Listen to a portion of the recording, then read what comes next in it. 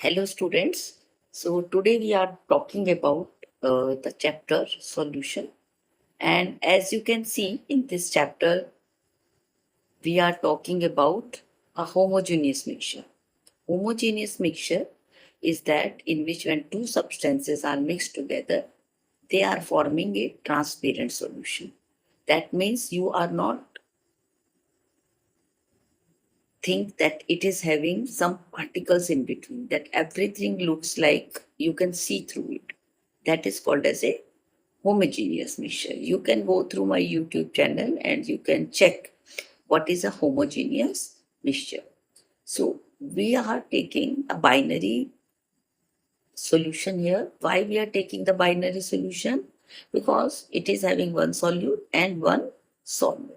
So it is also, I have described it well in the YouTube channel, and I will give you the link regarding that. And as you can see, there are a lot of type of solutions, and one is called as a liquid solution, gaseous solution, and solid solution. They depend upon the type of solvent. So as you can see, uh, gas in a liquid, you can talk about the Pepsi. Liquid in liquid, you can talk about the alcohol in water. Solid in liquid, you can talk about sugar in water. Solid substances are little difficult to think about because solid, like if it is palladium, we will be doing lot of experiment when hydrogen is absorbed in that, or sodium is having mercury. So these are, I think, very difficult for you to visualize. But gold, you already know. You have seen the bangles of your parents or mother or chains. So that is not a pure gold. Actually, that is having alloy. You have heard the word alloy. So that is called as a solid in solute. And last one is the gaseous substances. Gas in gas, so already we know that it is air. Then liquid in gas, so you know water vapor, rain in air.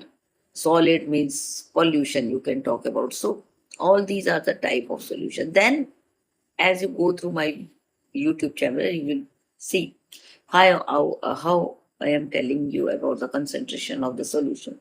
So today we are taking the little bit of the formulas. So you can go through that. That mass percentage is the mass of the component in the solution. So as I have shown you, if you are adding sugar in a solution, so you should first weigh it, and then what is the total mass of that substance, and then multiply by 100. For example, if you have dissolved 2 gram of sugar in 50 ml of water, so water density is 1, so 50 ml can be taken as a 50 gram. So 2 divided by 50 multiplied by 100, and you will be getting the answer.